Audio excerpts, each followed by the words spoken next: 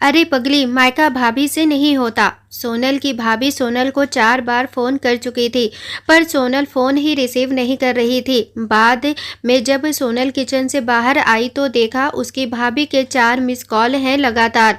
यह देखकर वह घबरा गई, क्योंकि उसकी भाभी को पता होता है कि अगर सोनल 2 बार में फ़ोन नहीं उठाती है तो इसका मतलब यही है कि वह अपने काम में व्यस्त है और या फिर फ़ोन से दूर है।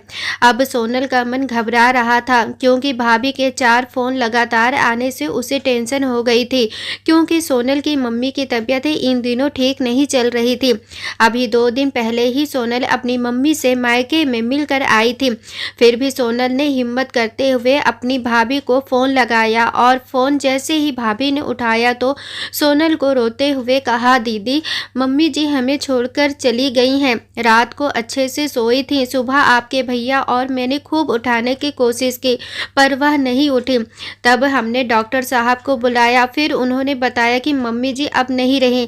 दीदी, आप जल्दी से घर आ जाओ। इतना सुनते ही सोनल की आंखों से आंसू बहने लगे। पापा तो पहले ही उसे छोड़कर जा चुके थे और अब उसकी माँ भी नहीं रही। सोनल तो बिल्कुल बेहाल हो चुकी थी। अब सोनल ने रोते रोते यह बात सक्षम उसके पति को बताई तो सक्षम ने उसे संभाला और उसे जल्दी से कार में बिठाकर मायके ले गया।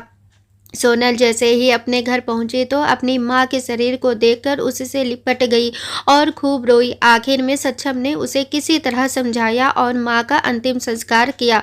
सारे विधि विधान होने के बाद भी सोनल की रुलाई रुक नहीं रही थी। उसे माँ की बहुत याद आ रही थी। तब सोनल की मौसी ने उसके आंसू पोंछे और उसे संभाला और कहा, सोनल बेटा, ऐसे दुखी मत हो। दीदी नहीं रही तो क्या हुआ, मैं हूँ ना तेरी मौसी। मेरा घर भी तेरा मायका है। तेरा जब मन करे तब आ जाना अपनी मौसी के पास। वैसे कहते भी तो है ना, मौसी मतलब माँ जैसी।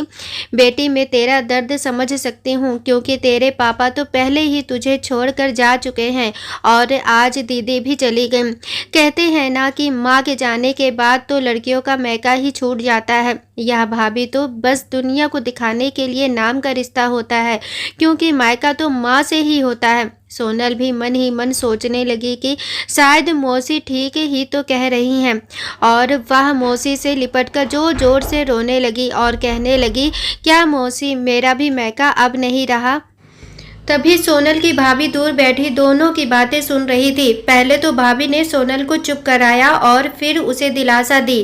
फिर भाभी ने मौसी से कहा कि मौसी जी, आपने ऐसे कैसे कह दिया कि मायका केवल माँ से ही होता है।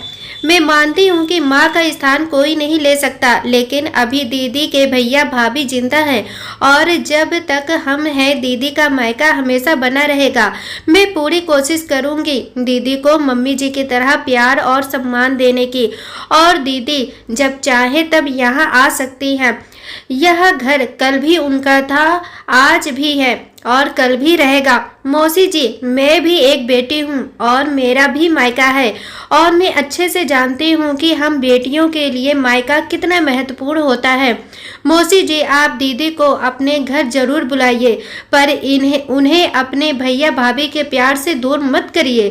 तभी मौसी ने कहा, बहू, आज के ज़माने में तेरी जैसी सोच रखने वाली भाभी बहुत कम मिलती है।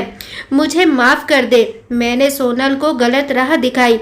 तभी सोनल अपनी भाभी के गले लग गई और बोली, भाभी, आज आपने मुझे विश्वास दिला दिया कि भाभी भी माँ के समान होती हैं, और मैं संतुष्ट हूँ कि जब तक आप और भैया हो मेरा मायका सदा बना रहेगा। और किसी ने कहा है ना कि भाभी माँ के समान होती है। आज आपने मुझे इस बात का विश्वास भी दिला दिया है।